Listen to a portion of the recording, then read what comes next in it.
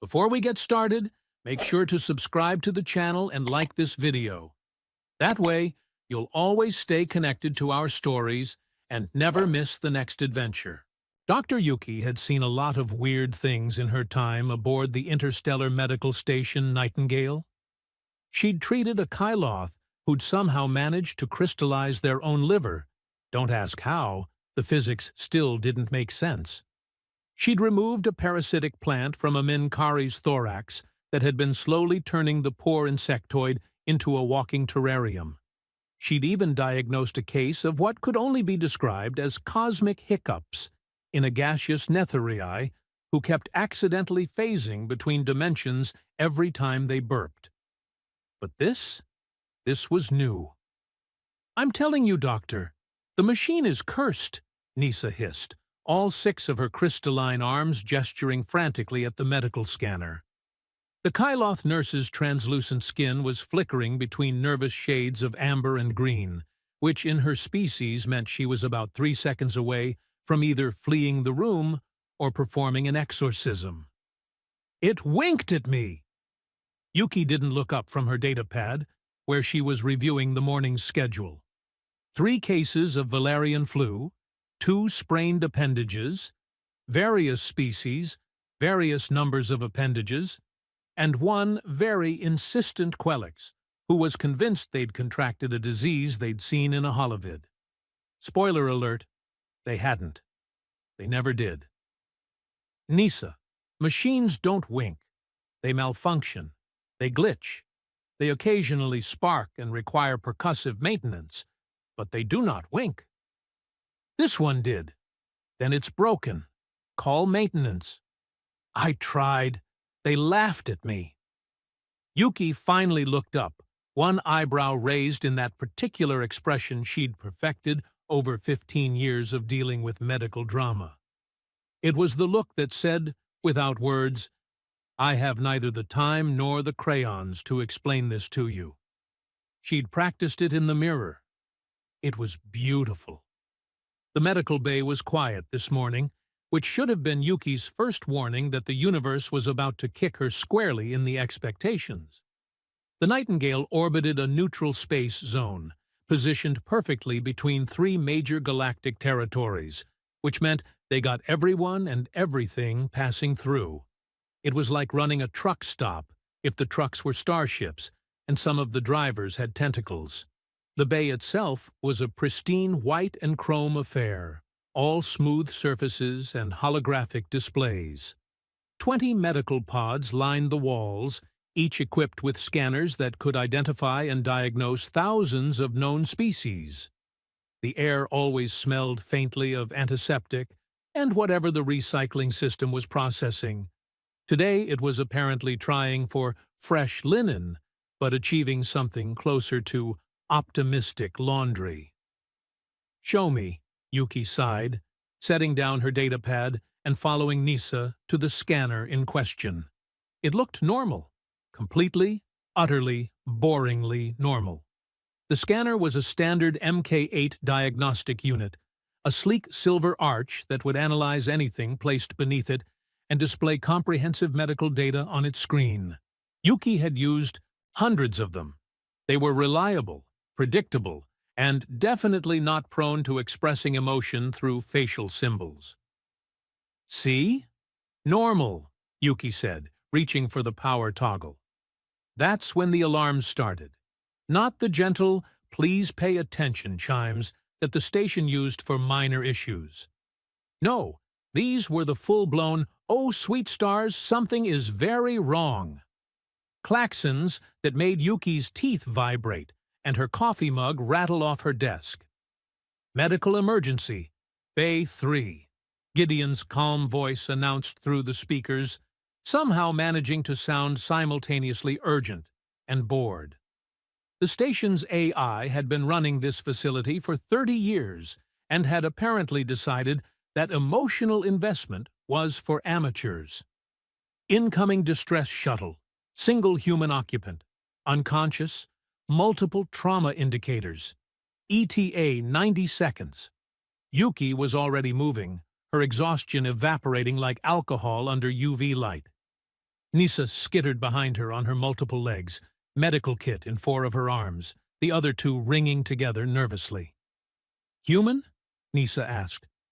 "They're so fragile. Remember the last one? Broke 3 bones walking into a door?" "That was one human. And he was drunk," Yuki said, pulling on gloves and checking the trauma pod. "Most of them are surprisingly durable. They have to be, considering they evolved on a death world and decided space travel was a fun idea." The shuttle appeared on the view screen, tumbling slightly as it approached the docking clamp. It was a mining vessel, all function and no style, covered in asteroid dust and what looked suspiciously like scorch marks. The kind of ship that said, "I work for a living, and that living is dangerous." Yuki watched as the docking clamps caught the shuttle with a metallic thunk that echoed through the bay. The airlock cycled, equalized, and opened with a hiss of pressurized air that always reminded her of the galaxy taking a deep breath. The mining shuttle's hatch opened, and an automated stretcher floated out, carrying its cargo. The human looked, well, human. Male, probably in his 30s, dark hair matted with blood, mining gear torn and scorched. His face was pale under the grime, and even from a distance, Yuki could see the unnatural angle of his left arm. His chest rose and fell in shallow breaths, which was good. Breathing was generally preferable to the alternative. "Get him in the pod. Full scan," Yuki ordered, her hands already working as Nissa helped guide the stretcher. They transferred the human, gently, carefully, into the diagnostic pod. The moment his body settled into position, the pod sealed, and the scanners activated with their characteristic hum. Yuki pulled up the holographic display, ready to start triaging injuries. Broken bones first, internal bleeding second, then... The display flickered. Then it showed a dancing purple alien doing what appeared to be the galaxy's worst attempt at ballet. "What the?" Yuki tapped the screen. The alien vanished, replaced by scrolling text that read, "Nope, nope, nope, nope, nope." Doctor?" Nissa's voice had gone up an octave. Yuki didn't respond.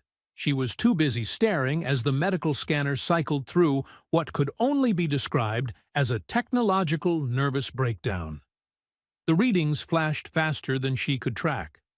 Blood pressure reading yes, heart rate displaying as moderate enthusiasm, body temperature listed as room temperature, but like, which room? "This is impossible," Yuki muttered, her fingers flying across the controls. She forced a manual override, shut down the automated diagnostics, and tried to run a simple bioscan. The screen went black. Then, slowly, in bright green text against the darkness, a single message appeared. "Error. Cannot compute. Also, is anyone else seeing this?" Yuki blinked, stared, blinked again. "Nissa, am I having a stroke? Or did the medical scanner just ask if anyone else was seeing this?" I see it too, Doctor." Nissa's voice was barely a whisper. They both stared at the screen. And then, just when Yuki was considering whether she'd accidentally ingested some kind of hallucinogenic spore, the message changed. A small symbol appeared in the corner of the screen. It looked like...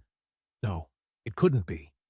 It was a winking face, a tiny, pixelated, absolutely should not exist on medical equipment winking face. "I told you!" Nissa shrieked, all 6 arms pointing at the screen. "It winked! The machine winked at me earlier, and now it's doing it again." Yuki felt her eye twitch. She'd dealt with impossible medical cases before. She'd handled patients who shouldn't have survived injuries that should have turned them into organic confetti. She'd once kept a Quellex alive using nothing but spare parts and spite. But this was attacking her reality on a fundamental level. "Okay," she said slowly, carefully, in the tone of someone trying very hard not to acknowledge that the universe was actively trolling her. Okay, let's try a different scanner. They transferred the unconscious human to another pod. This one was newer, shinier, and supposedly immune to user error, according to the manufacturer. Yuki had always thought that was a polite way of saying idiot-proof, but now she'd take any kind of proof she could get. She activated the scanner, waited, held her breath. The display lit up. Normal readings appeared. Species identified as human, male, age approximately 32 years. Then the screen began to melt. Not physically melt, but the data itself seemed to drip down the display like digital paint, pooling at the bottom in a puddle of incomprehensible numbers and symbols. "You have got to be kidding me," Yuki said to the universe in general. The puddle reformed. It spelled out, "We are experiencing technical difficulties. Please stand by. Also, what even is this guy?" "That's what I'm trying to find out," Yuki shouted at the machine, which was deeply unprofessional but also deeply satisfying. Nissa had backed. Up to the far wall, all 6 arms crossed protectively over her crystalline chest. "Doctor, I think we should call for help. Maybe an exorcist. Do we have an exorcist on staff?" "We don't need an exorcist. We need—" Yuki paused. What did they need? A functioning medical scanner? A grip on reality? A stiff drink? All of the above? She looked down at the human, Dominic, according to the ID chip they'd scanned from his mining gear. Just Dominic. No family name listed, which wasn't uncommon for colonists. He was still breathing steadily, still unconscious, still looking completely and utterly mundane, despite apparently being a walking technical apocalypse. "Gideon," Yuki called out. "Run a diagnostic on all medical scanners in this bay." "Scanning," the AI responded. A moment passed, then another, then, "Well, that's interesting." Define interesting. All scanners are functioning at optimal capacity. 0 malfunctions detected. 0 errors in hardware or software. They're working perfectly. Yuki felt something cold settle in her stomach. Then why are they producing gibberish? Unknown. However, I would like to note that all scanners are producing the same gibberish, which suggests either a coordinated malfunction, which my diagnostics say is impossible, or they're all correctly identifying something they have no reference for and are, frankly, panicking about it. Machines don't panic, Gideon. These ones appear to be developing the capacity. Yuki rubbed her temples. She could feel a headache forming, the kind that started behind the eyes and promised to stick around for days. She looked at Dominic again, really looked at him. He seemed so normal, average height for a human, average build, the kind of face you'd forget in a crowd. There was nothing remarkable about him except for the fact that every piece of advanced medical technology in the room was having an existential crisis trying to figure him out. His injuries, now that she looked closer with her actual eyes instead of relying on scanners, seemed less severe than the initial report suggested. The broken arm, yes, and some lacerations, but nothing that explained why he'd been unconscious for the entire shuttle ride. His color was returning, his breathing evening out. If she didn't know better, she'd say he was just sleeping. "Nissa," Yuki said slowly, "get me the manual diagnostic kit." The manual kit? Doctor? We haven't used those in years." "Well, we're using one now. If the computers can't handle him, we'll do this the old-fashioned way." Nissa retrieved the kit, a dusty case that had probably last been opened during a retro medical history demonstration.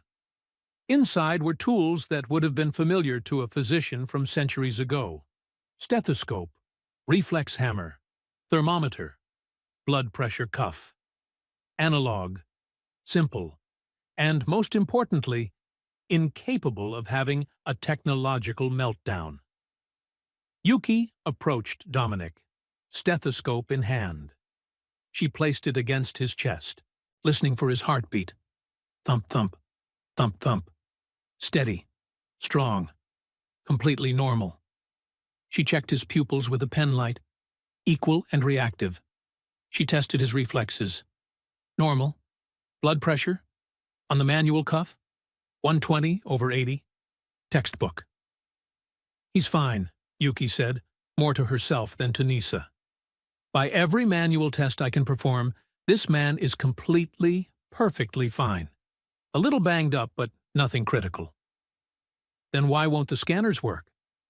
That was the question, wasn't it? Yuki was about to respond when Dominic's eyes opened. Not slowly, not groggily, but all at once, snapping to awareness like someone had flipped a switch. He stared at the ceiling of the medical bay for a moment, his expression confused, then turned his head to look directly at Yuki. "Hey," he said, his voice rough but clear. "Where am I, and why does everything smell like optimistic laundry?" Yuki had developed, over her many years in medicine, a fairly comprehensive list of things patients said when they woke up in a medical bay. "Where am I?" was number 1. "What happened?" was a close second. "Am I dead?" made a strong showing at number 3, usually asked by the dramatic types. "Why does everything smell like optimistic laundry?" was not on the list. "You're on the interstellar medical station Nightingale," Yuki said, defaulting to her professional voice while her brain tried to process the fact that this man had just perfectly described the station's air recycling system. "You were brought in from a mining accident. How are you feeling?" Dominic sat up. Just sat up. No groaning, no wincing, no careful movement of someone who'd just been unconscious with multiple injuries. He looked down at his arm, the one that had been bent at an angle that would make a geometry teacher weep, and flexed it experimentally. "Huh," he said. "I feel great, actually. Little hungry. When's lunch?" Behind Yuki, Nisa made a noise that sounded like a tea kettle achieving consciousness. "Your arm was broken," Yuki said flatly. "Compound fracture. I saw the X-ray." "Well, I saw what might have been an X-ray before the machine had what I can only describe as a complete psychological breakdown. But the bone was definitely not in the right place." Dominic rolled his shoulder, stretched his arm out, made a fist. "Feels fine to me, Doc. Maybe your machine glitched?" "Oh, it glitched all right," Yuki muttered, "along with every other scanner in this facility." She pulled out her datapad, pulling up what little information had managed to transfer before the systems went haywire. "Dominic, correct? Miner on the asteroid station Kepler 9? That's me. Call me Dom. Everyone does." He swung his legs off the medical pod, sitting on the edge like he was at a casual doctor's visit and not waking up from a traumatic accident. "What kind of glitch are we talking about? Like, turn it off and on again glitch? Or the warranty is void glitch? More like the machine is questioning its existence's glitch?" Yuki said. She gestured to the nearest scanner display, which was now showing what appeared to be a screensaver of flying toasters. She hadn't programmed that. Nobody had programmed that. "Every scanner I've tried to use on you has produced completely nonsensical results. One said your blood type was yes. Another claimed you have -3 kidneys." Dom blinked. -3? How does that even work?" "It doesn't. That's the point." Yuki was aware her voice was rising, but at this moment, she felt she'd earned a little emotional outburst. "I've been a doctor for 15 years. I've treated 60 different species. I've handled medical mysteries that would make your head spin, but I have never had a patient make my equipment have an existential crisis." To be fair, Dom said, with the kind of infuriating calm that suggested he either didn't understand the severity of the situation or was just really good at rolling with cosmic absurdity. I didn't make it do anything. I was unconscious. The scanner displayed you as simultaneously alive, dead, and pending. Nysa added from her position by the wall, where she'd apparently decided the safest strategy was to observe from a distance. Also, it winked, twice. Dom looked at the Kyloth nurse, then back to Yuki, then at the scanner showing flying toasters.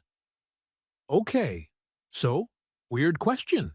Has anyone here considered that maybe I'm just, I don't know, difficult to scan? Difficult to scan, Yuki repeated slowly. Difficult to scan. As in, your biology is somehow incompatible with medical technology that can successfully diagnose species from 73 different star systems.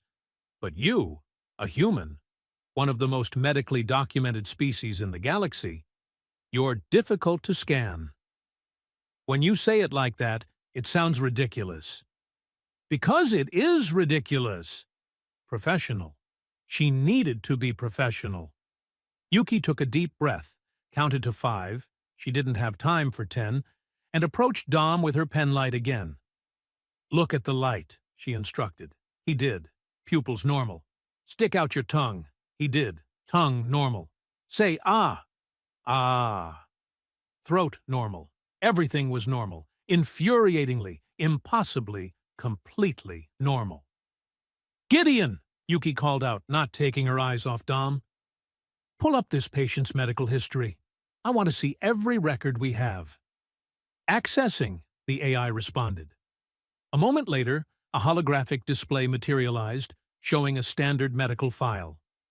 Dominic, human male, age 32. Last physical examination 8 months ago at the Kepler 9 Colony Medical Center. Results: completely normal. No genetic modifications on file.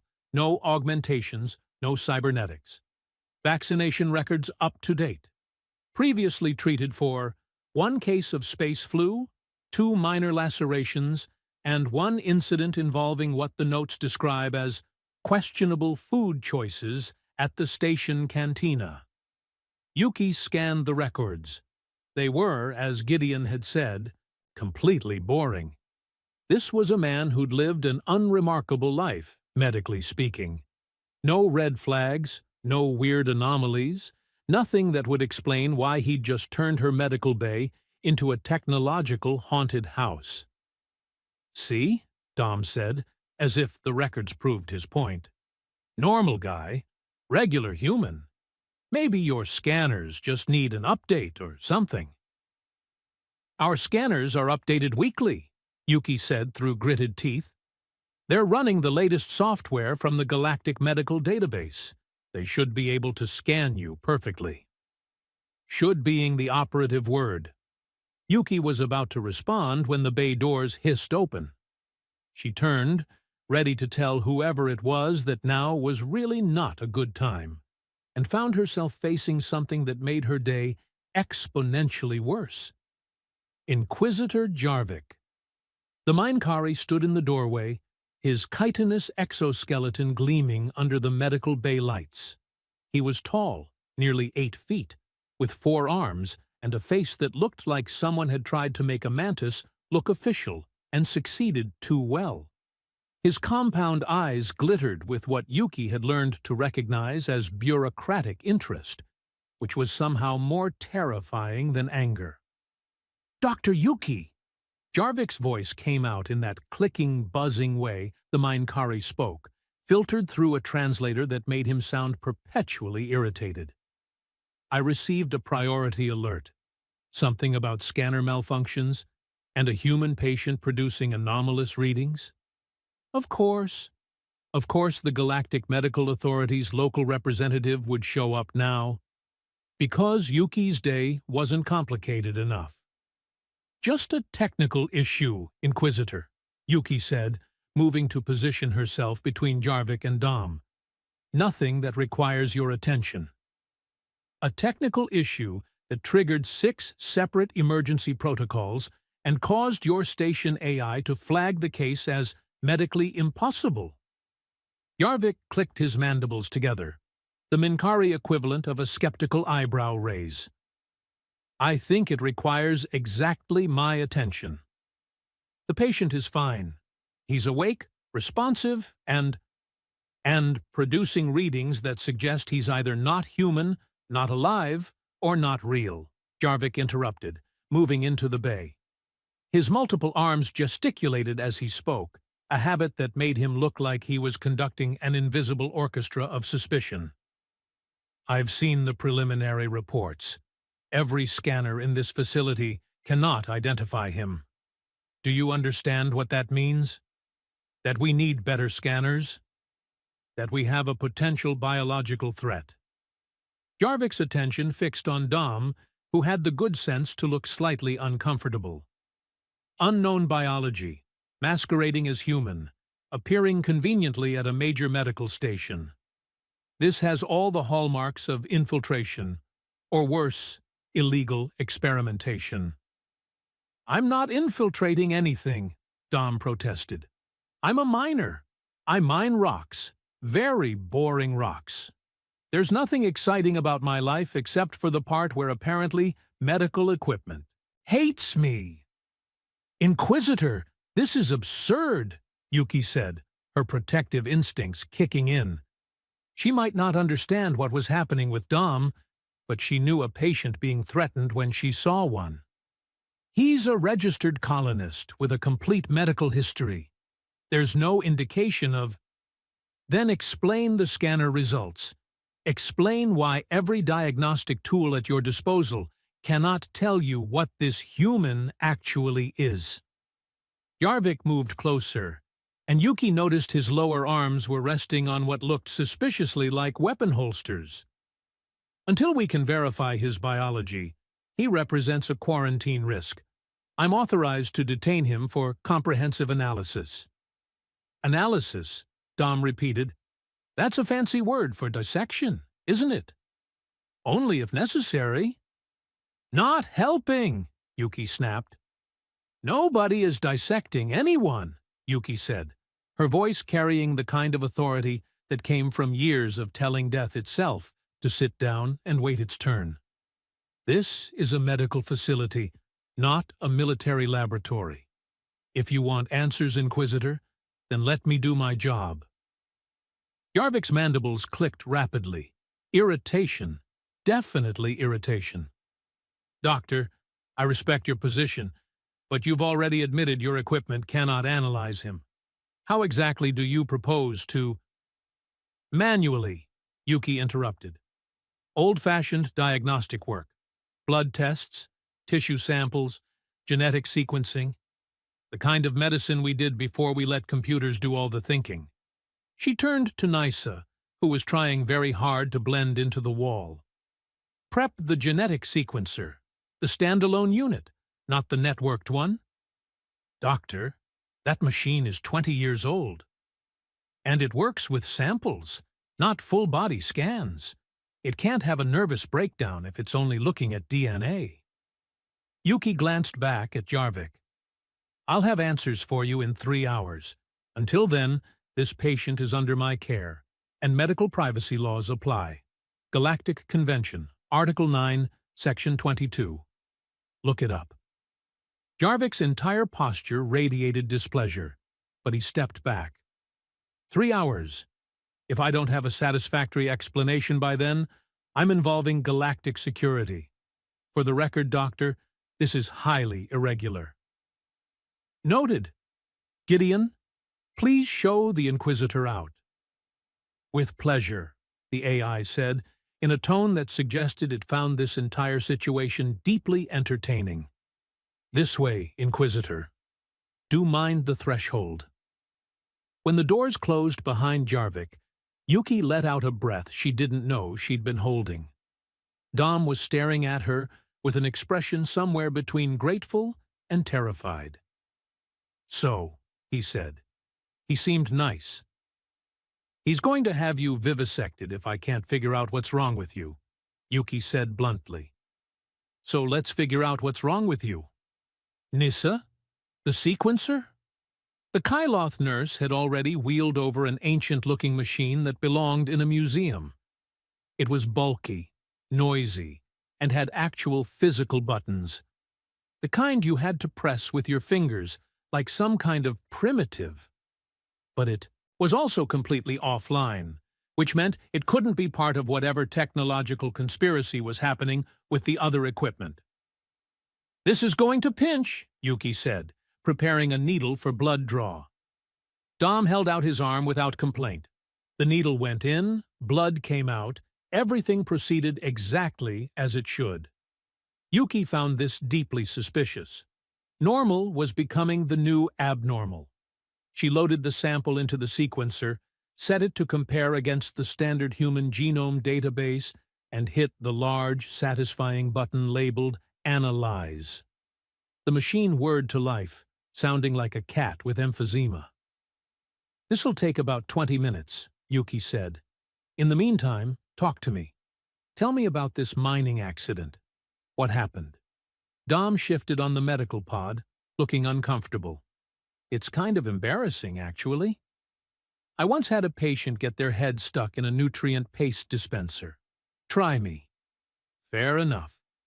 Dom ran a hand through his hair, dislodging dried blood and dust. "So, about 6 months ago, our crew was working a new sector. Deep asteroid field, really old, lots of mineral deposits, but also lots of weird stuff. We found this structure." "Structure?" Yuki pulled up a stool, settling in. If she was going to solve this medical mystery, she needed context. "What kind of structure?" "The kind that shouldn't be there. It was buried inside an asteroid, completely sealed off.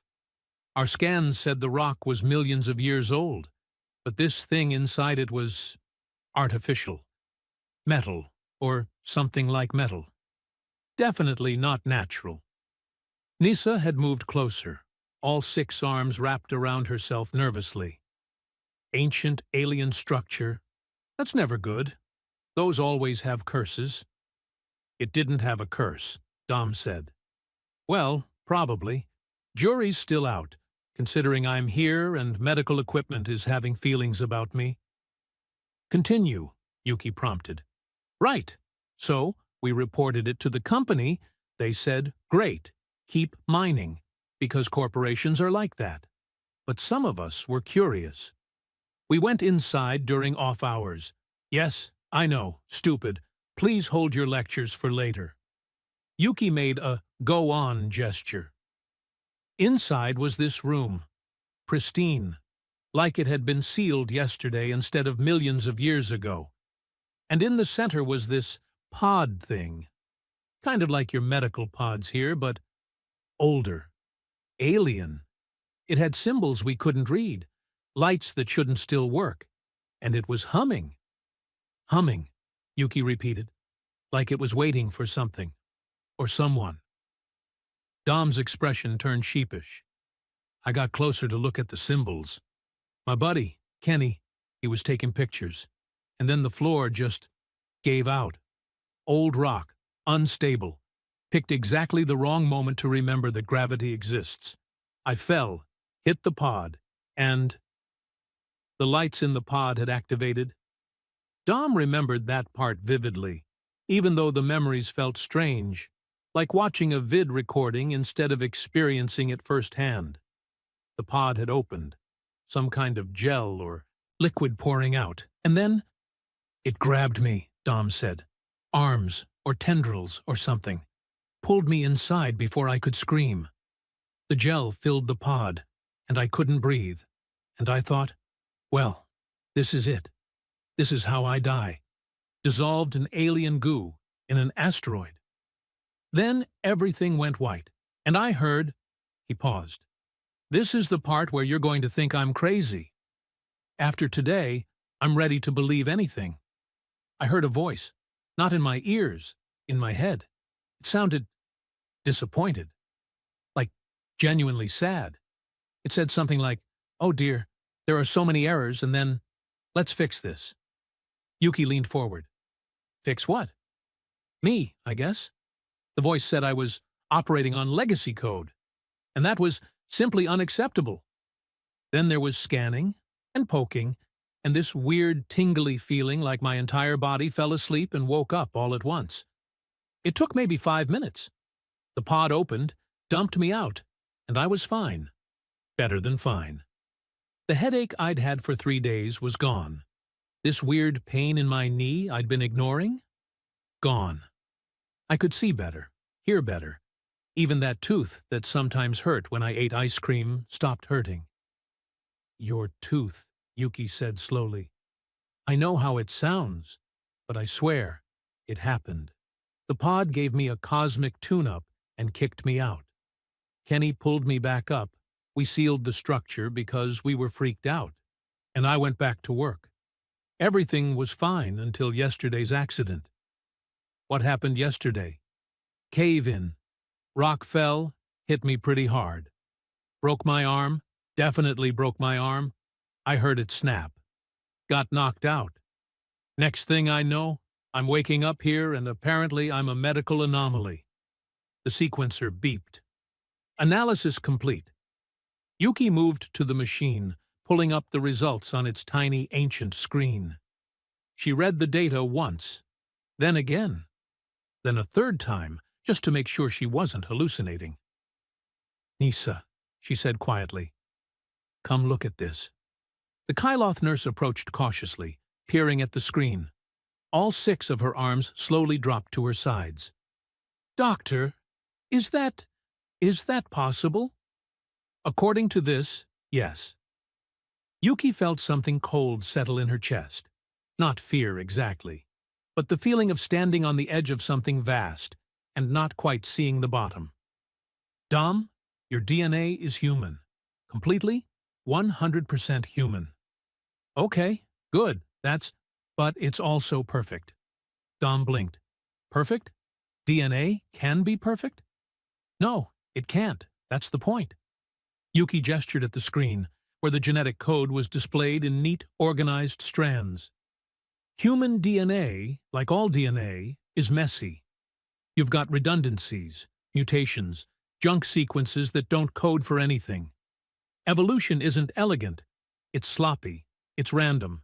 It works with whatever's available. But your DNA? She pointed. It's clean, optimized, like someone went through the human genome with an editor and fixed every inefficiency. The voice said I was operating on legacy code, Dom said slowly. You think it, what, updated me? More like debugged you. All that junk DNA that makes up 98% of the human genome? In you, it's active. It's functional. Whatever that pod was, whatever species built it, they looked at human biology and apparently thought, we can improve this. Nisa's crystalline skin had gone completely pale. Doctor, if that's true, then he's not just human. He's Human 2.0, Gideon's voice interrupted from the speakers. If I may offer an observation, this explains the scanner malfunction. The medical database has templates for baseline humans. This patient matches human biology, but with optimizations the scanners don't recognize. It's like trying to run new software on old hardware. The systems don't know how to process what they're seeing. Yuki stared at Dom, who stared back with an expression of dawning horror. So you're saying, he said carefully, that I'm what humans are supposed to be? Like the factory-intended version instead of the rush-to-market version? Essentially, yes.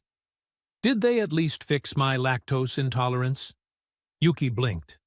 Of all the questions she'd expected, am I still human? Or, will this kill me? Or even, can I sue someone for unauthorized genetic modification? Lactose intolerance hadn't made the list. What? Lactose intolerance, Dom repeated, completely serious. I haven't been able to eat ice cream without consequences since I was 20.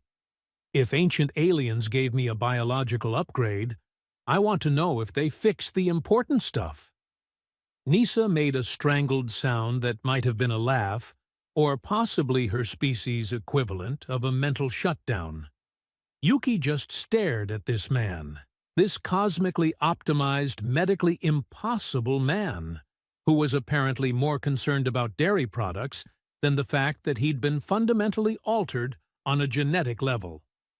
"Gideon," Yuki said, because she needed someone else to handle this before she started laughing or crying or both. "Can you check if lactase production is active in his genetic profile?" A pause. Then, "Yes, actually. His lactase gene shows none of the typical deactivation markers found in adult humans. Theoretically, he should be able to digest lactose without issue." Dom's face lit up like someone had told him he'd won the lottery. "Yes, finally a silver lining to being a medical mystery. I can eat cheese again." "That's what you're taking away from this?"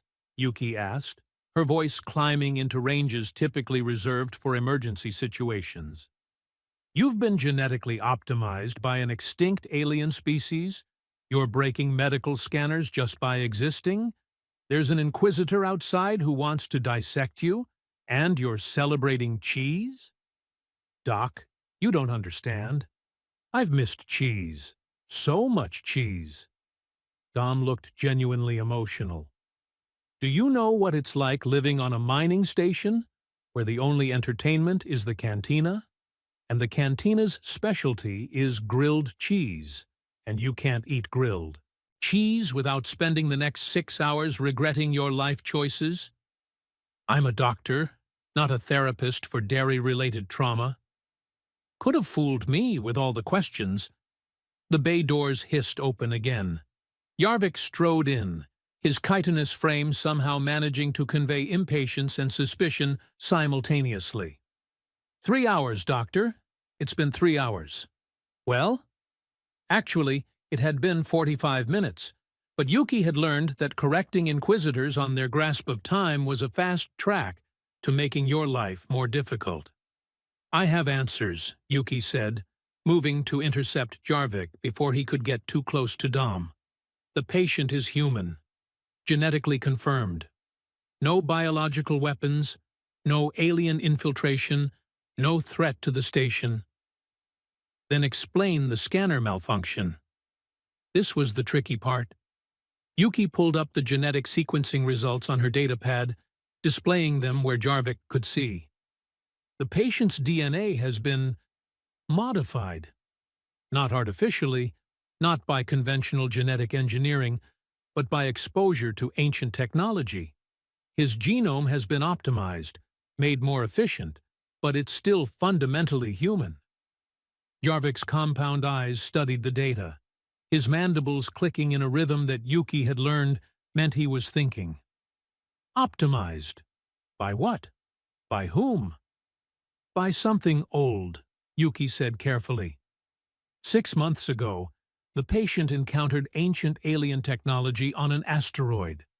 Based on his description and the genetic evidence, I believe he came into contact with a medical system from a species called the predecessors.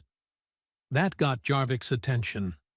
All 4 of his arms went still. "The predecessors?" "Doctor, the predecessors are theoretical. A hypothesis based on archaeological fragments and mathematical models. There's no concrete evidence they existed."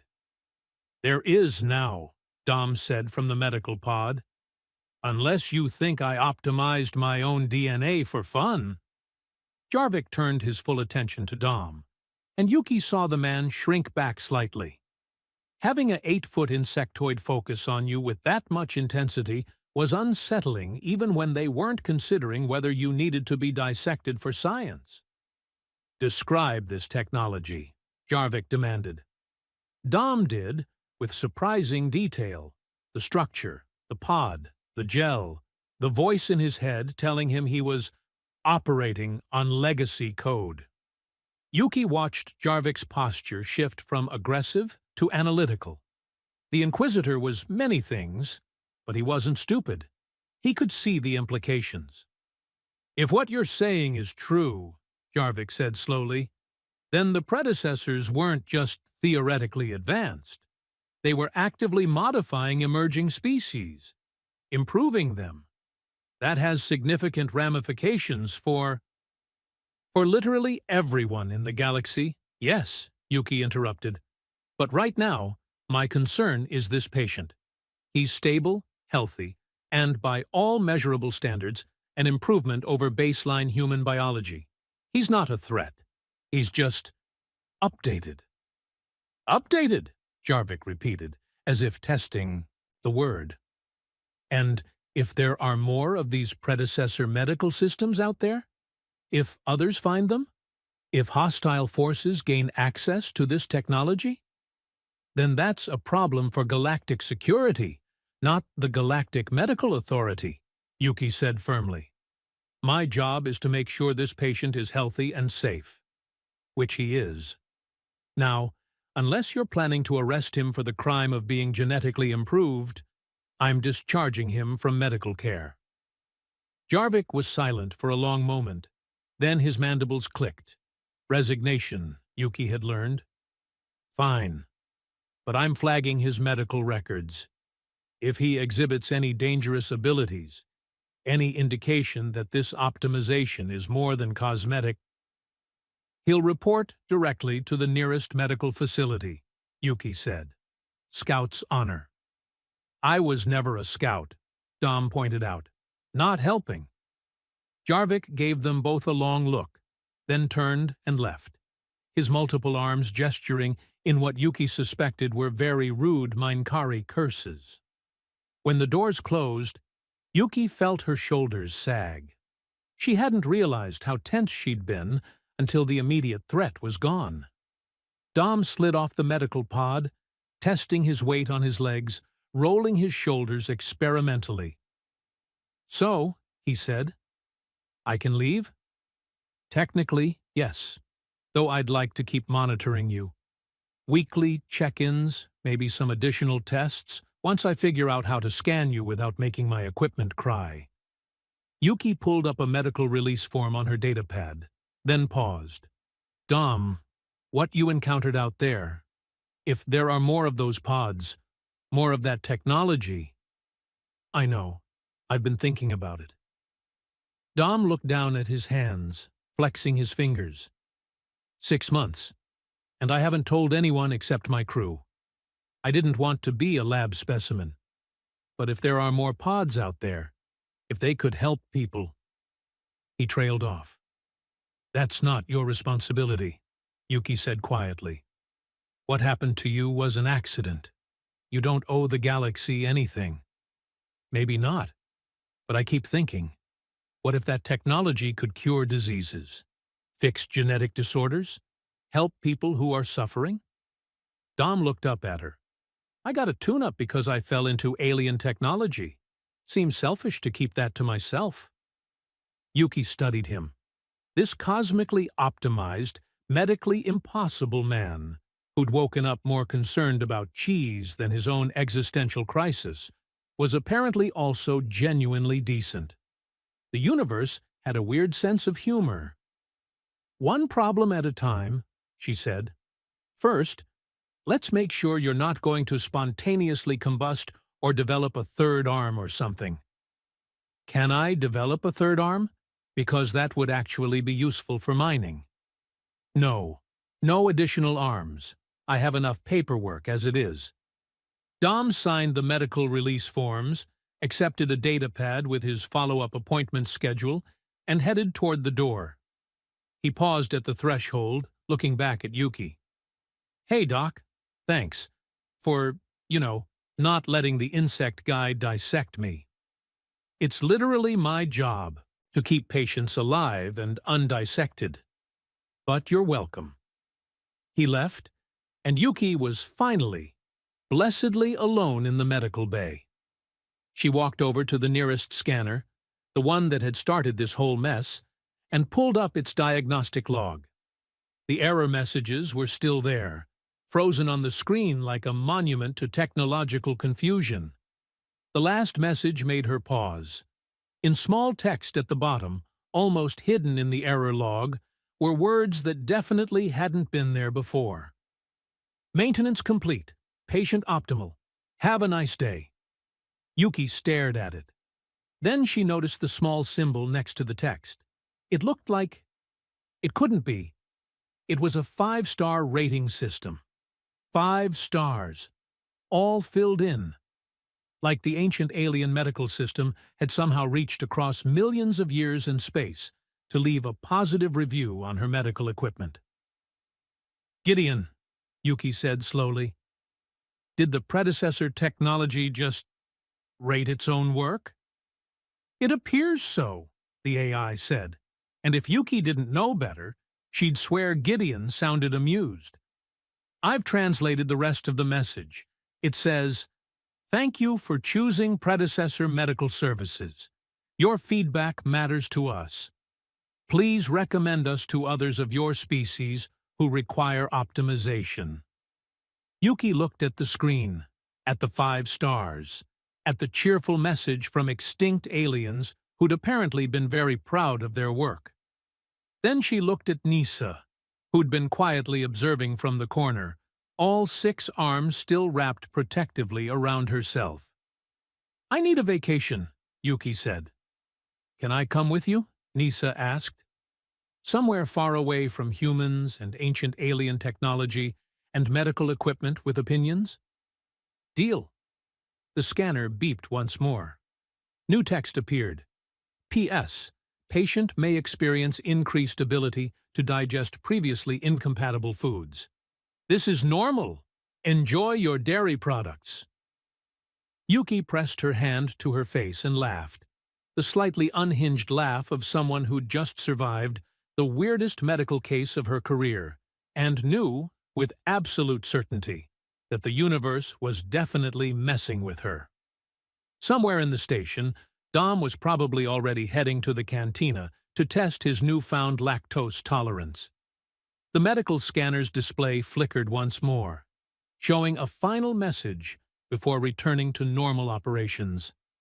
A simple, smiley face, followed by the words, "Good luck with your next patient." Then it winked. Yuki was definitely taking that vacation,